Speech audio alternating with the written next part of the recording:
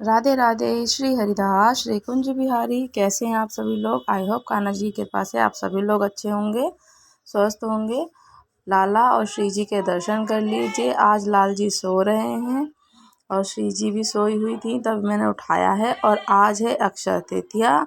आप सभी को अक्षय तृतीया की हार्दिक शुभकामनाएं हैं। मैंने लाला को स्नान कराने से पहले थाली तैयार करी है। तो इस तरीके से थाली में पहले हल्दी, रोली, चंदन, अक्षत वगैरह रख सकते हैं। मैंने सिर्फ रोली से सात्या बनाया है, साथिया बोलते हैं, साथिया नहीं सात्या बनाया है। और लाला को अब मैं अच्छे से स्नान वगैरह कराऊंगी। दूध, दही, घी, शहद, पंचामृत से स्नान कराना चाहिए आज के दिन हमें लाला को, श्री जी को। और अक्षय तृतीया का पर्व जो है बहुत बड़ा महापर्व होता है। तो इस दिन लाला को सबसे शुभ दर्शन होते हैं उनके, जो कि श्री बांके बिहारी लाल जी के चरणों के दर्शन होते हैं, कहते हैं ना। तो मैंने पहले थाली में साथिया बना करके फूल लगाए हैं और अब लाला को हम उठाएंगे थोड़ा सा उसमें अच्छे से, ताकि लाला को ठंडक ठंडक सी मिलती है ना। तो इसीलिए फूल, चंदन। अब मैं श्री जी से कह रही हूँ कि श्री जी आप उठ जाइए, उठ के दिखाए अपना सोना सा मुखड़ा तो दिखाइए देखिए। और अब श्री जी के साथ साथ लाल जी भी उठे हैं। लाल जी बोल रहे हैं कि मैं भी उठ जाऊं ज़रा, आज तो मेरा महापर्व है। और सबका देखिए सुंदर सा मुखड़ा, अपना ज़रा मुख तो दिखा दो। देखो, दिखा दिया इन्होंने अपना मुखड़ा, आप सभी लोग देख लो। सुंदर से प्यारे से लग रहे हैं एकदम, बच्चे नन्हे से। और साथ ही साथ में ठाकुर जी और श्री जी का चंदन श्रृंगार भी करेंगे। अक्षय तृतीया महापर्व होता है।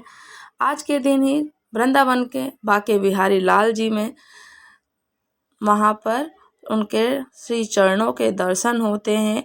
और अक्षय तृतीया का दिन इतना बड़ा है, इतना बड़ा महापर्व है कि आज के दिन ही श्री ठाकुर जी को बंसी धारण कराई जाती है। उन्हें लाला के रूप में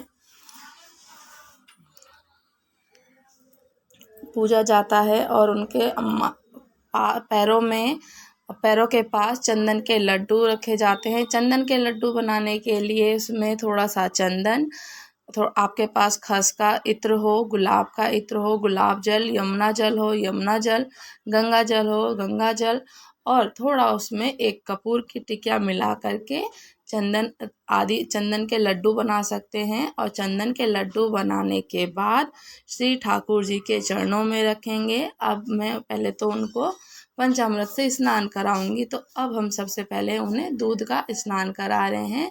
देखो, मैंने उससे एक दिन पहले ही, कल मैंने ठाकुर जी को अच्छी तरीके से, अच्छे प्रकार से, खूब अच्छे से पंचामृत स्नान करा दिया था। और आज मैं फिर से करा रही हूँ। दूध है, दही है, शहद भी है, घी और पंचामृत तुलसी पत्र के साथ ही ठाकुर जी को स्नान कराया जाता है।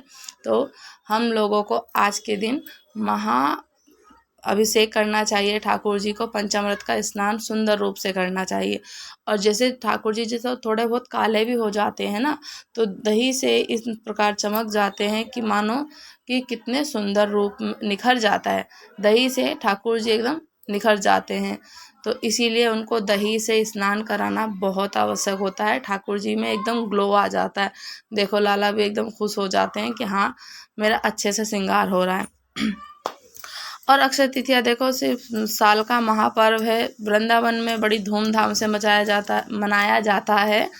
और इसके साथ साथ ही 21 दिनों तक लगातार चंदन सेवा चलती है ठाकुर जी को, ताकि उनको गर्मी ना लगे। तो लाला को ठंडक पहुंचाने के लिए अनेकों प्रकार से चंदन लगाया जाता है, चंदन का श्रृंगार करा जाता है, महाअभिषेक होता है उनका। और साथ ही साथ में चंदन के लड्डू बना करके उनके श्री चरणों में पूरे दिन रखा जाता है। पूरे दिन रखने के बाद सभी लोगों में भगवान से वो प्रसादी रूप लेकर के सभी लोगों में, भक्तों में वितरण होता है। चाहे वो आप अपने मस्तक पे धारण करें, चाहे या आप प्रसादी रूप में अपने भोग पा सकते हैं। इसी के साथ साथ में ठाकुर जी का आज का महापर्व इतना बड़ा होता है कि आज के दिन ही, अक्षय तृतीया के दिन ही ठाकुर जी का और श्री कृष्ण जी का श्री सुदामा जी का मिलन भी हुआ था। अक्षय तृतीया के दिन ही आज से जिसे कहा जाता है कि त्रेता युग का, जब राम युग थे तो तब राम युग भी प्रारंभ हुआ था, तो त्रेता युग भी प्रारंभ हो जाता है। अक्षय तृतीया के दिन ही बद्री नारायण जी के द्वार कपाट खुलते हैं। अक्षय तृतीया के दिन ही, आज के दिन ही, यानी कि श्री केदारनाथ जी के भी दर्शन कपाट खुलते हैं। और साथ ही साथ में आज के दिन ही ठाकुर जी के दर्शन पूर्ण रूप से, उनके चरणों के दर्शन होते हैं। उनको चांदी की पायल पहनाई जाती है और साथ ही साथ उनका सुंदर सा वस्त्रों का श्रृंगार होता है, ज्वेलरी का श्रृंगार होता है। उनको तुलसी अर्पण करके महा फलदायक होता है। जिसे कहते हैं ना कि आप लाला जी को तुलसी अर्पण करेंगे तो तुलसी, और साथ ही साथ में आज के दिन ही यानी कि अक्षय तृतीया के दिन ही आज अर्जुन पांडवों को अक्षय का पात्र मिला था, तो अक्षय पात्र मिला था। तो बहुत बड़े हर्षोल्लास के साथ अक्षय तृतीया मनाई जाती है। और अक्षय तृतीया के दिन देखो, वैशाख चल रहा है, वैशाख का महीना है, और वैशाख के महीने के साथ साथ शुक्ल पक्ष की तृतीया को ही मनाया जाता है। जब शुक्ल पक्ष हो जाता है, कोई भी शुभ काम होता है तो शुक्ल पक्ष में ही मनाया जाता है। जैसे कि श्री राधा रानी जी का जो अवतरण था शुक्ल पक्ष में ही हुआ था, तो इसी दिन के लिए ही हुआ था। जो आज के दिन अक्षय तृतीया के दिन दान करेंगे, तब करेंगे जब करेंगे, तो वो तप और जप ना महादान हो जाता है और महाफलदायक माना जाता है। तो आज के दिन ही ठाकुर जी को ठंडा भोग भी लगाते हैं और लोगों को जो दान करते हैं, जैसे कि पंखा है, चावल है, नमक, घी, चीनी, सब्जी, फल, इमली, वस्त्र हो गए इत्यादि वगैरह वगैरह, आप जो भी आप दान को करने में सक्षम हो उस चीज़ को आप दान कर सकते हैं। और आज के दिन ही बद्री नारायण जी के तो देखो कपाट खुलते हैं, और जब हम पूजा करते हैं ठाकुर जी की, तो ठाकुर जी के साथ साथ ही बद्री नारायण जी का चित्र भी सिंहासन पर रख सकते हैं। और जब हम अगर बद्री नारायण जी का चित्र रखें तो उन्हें भीगी हुई चने की दाल और मिश्री का भोग लगाते हैं। और आज के दिन ही यानी कि अक्षय तृतीया के दिन ही परशुराम जी का अवतरण होता है, तो अक्षय तृतीया का महत्व बढ़ जाता है, तो हजारों गुना बढ़ जाता है। तो कहते हैं श्री युधिष्ठिर जी कहते हैं हमारे श्री कृष्ण जी से कि मैंने तो, भगवान जी मुझे आप कथा बताइए और महत्व बताइए कि अक्षय तृतीया की महत्ता क्या होती है। तो ये तिथि परम पुण्यमयी होती है। तो इस दिन सुबह स्नान वगैरह करके अच्छे से जप तप करते हैं और उसके साथ ही साथ में अपने पितरों को तर्पण भी करते हैं। और जितना आप दान कर सकते हैं, आप जिसमें सक्षम हो उतना करिए। और आज से ही त्रेता युग का प्रारंभ भी हो जाता है। और एक गरीब सदाचारी देवताओं को श्रद्धा रखने में रहते हैं, तो जितनी आपकी श्रद्धा है उतनी भक्ति करनी चाहिए हमें। और उसे किसी ने इस व्रत को करने की सलाह दे दी थी भाई कि ऐसे व्रत भी कर सकते हैं हम, तो अक्षय तृतीया का व्रत भी होता है, तो कोई कोई अक्षय तृतीया का व्रत भी करते हैं। तो इस पर्व के आने पे गंगा में स्नान बहुत विधि पूर्वक से करके और पूजा पाठ होम जप तप कर देते हैं। और फिर उसी व्रत के फल से एक जो वैश्य होते हैं ना, तो अगले जन्म में कुशावती का राजा बन जाता है। वो होता है कि अक्षय तृतीया के व्रत के प्रभाव से होता है, और ये बहुत प्रतापी राजा बनते हैं। तो वैभव संपन्न होने पर भी वे कभी धर्म से विचलित नहीं होता है। तो अक्षय तृतीया का जो पुण्य फल होता है वो महाफल होता है और मिलता ही मिलता है। तो देखो, अब मैंने सारी चीज़ें इसमें आपसे बातें कर भी ली, और लाला जी का बातें करते करते श्रृंगार भी हो गया है। चंदन से लेपन कर दिया है मैंने उनके मस्तक से लेकर के पूरे शरीर में, और इसमें मैंने थोड़ा सा केसर चंदन, साथ में खस का, और यह हो आपके पास खस नहीं है तो गुलाब का इत्र या चंदन का इत्र मिला सकते हैं। साथ ही में उसमें थोड़ा सा उन्हें ठंडक देने के लिए आपके पास अगर गुलाब जल नहीं है, गंगा जल नहीं है, यमुना जल नहीं है, तो मिक्स करके आप उसको गंगा जल से भी कर सकते हैं, यमुना जल से भी कर सकते हैं। नहीं है तो कह रही हूँ, पहले उल्टी चीज़ें रिपीट कर रही हूँ मैं तो ऐसे कर सके उनको अच्छे से स्नान किया है, तुलसी पत्र उनको दे दिया है।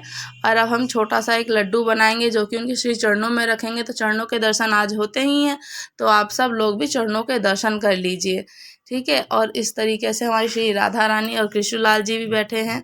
और लाला को आज के दिन ही ठंडे ठंडे प्रकार के भोग लगाए जाते हैं, अन्य प्रकार के, जैसे कि आप सबसे पहले सत्तू का भोग लगाते हैं। सत्तू की जो कहते हैं ना, सुबह सुबह सब लोग पीते हैं, तो सत्तू का पानी पीते हैं, वो सत्तू का भी बहुत ठंडक होती है उसमें। सीजनी फल हो गए, जैसे खीरा है, खीरा, ककड़ी, तरबूज, खरबूज हो गए, और साथ ही साथ में आम हो गया, आम पन्ना हो गया, आम रस हो गया।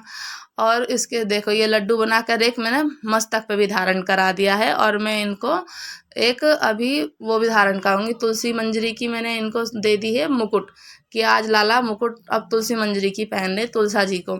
तो पूरा इनका मुकुट भी बन गया है तुलसी से। और साथ ही साथ में इन्हें भोग में खूब अच्छे से लगाया था। देखिए मंजरी कितनी अच्छी से खिली हैं। तो मैंने इनको भोग में लगाया है दूध, दही, और उसके साथ में आमरस, चावल, केला, जितना भी आपके पास व्यवस्था हो आप उतना अर्पण कर सकते हैं। पर मोस्टली ज़्यादा ये होता है कि ठंडी चीज़ें देते हैं, तो ठंडी चीज़ों से राहत मिलती है प्रभु को। तो इतना करने के बाद में उनको भोग प्रसादी करके दीपक दिया जला करके रखना चाहिए। अब ये मैं इनके पास चरण पे लड्डू रख रही हूँ। तो देखो इन्होंने मुकुट गिरा लिया अपना, तो अब कहाँ, अब लगाया फिर से। तो इनको यही होता है, कभी कभी थोड़ी सी नटखटपंती करते हैं, कोई नहीं, होता है। थोड़ा सा छोटा ही है लाला, तो अभी नटखट दिखाएगा ही नहीं तो करेगा क्या। अब मैंने इनको श्री जी के पास विराजित कर दिया है। थोड़ी देर तक अब हम इनको इसी तरीके से ठंडक सी सूखने देंगे लाला का जो चंदन लगाया है। और फिर मैं अब जब तक भोग की व्यवस्था में लग जाऊंगी। भोग बना रही थी, इनका बना करके पहले ही सुव्यवस्थित कर लिया था, सब चीज़ें अरेंज करने के बाद ही करी थी मैंने। अब इन्हें देखो भोग में पूड़ी है, ककड़ी है, आम, केला, चावल, मिक्स वेज की सब्जी बनाई थी, खरबूजा, और साथ में खीर, जो कि लाला को बहुत पसंद है। तो भाई आप सब लोग भी जिस प्रकार से कर सकते हैं, ठंडाई दी थी मैंने इनको, वो हटा दी थी। तो अब इसमें आप उनको आमरस, शरबत, लस्सी, जितनी भी ठंडी चीज़ें होती हैं प्रभु को दे सकते हैं। तो आपको हमारी वीडियो कैसी लगी, और अक्षय तृतीया की आप सभी को हार्दिक शुभकामनाएं भाई। देखिए सभी लोग अक्षय तृतीया का महापर्व होता है तो ऐसे ही मनाते हैं। और आज से ही फूलों की सेवा भी शुरू कर दीजिए, लाला को फूलों की सेवा भी शुरू हो जाती है आज से ही, जो कि लगातार 4 महीने चलती है फूलों की फूल बंगले की सेवा। तो फूल बंगले की सेवा भी कर सकते हैं। साथ ही साथ 21 दिन तक लगातार चंदन सेवा चलेगी। चंदन सेवा आप 21 दिन तक लगातार नहीं कर सकते हैं, तो 5 दिन, 7 दिन, 21 दिन ना कर सकें तो 5 दिन या 7 दिन। और आज के दिन तो ज़रूरी होता है कि बहुत बहुत ज़्यादा ज़रूरी है कि आपको करना चाहिए। तो आपसे मिलेंगे हम। राधे राधे। श्री हरिदास।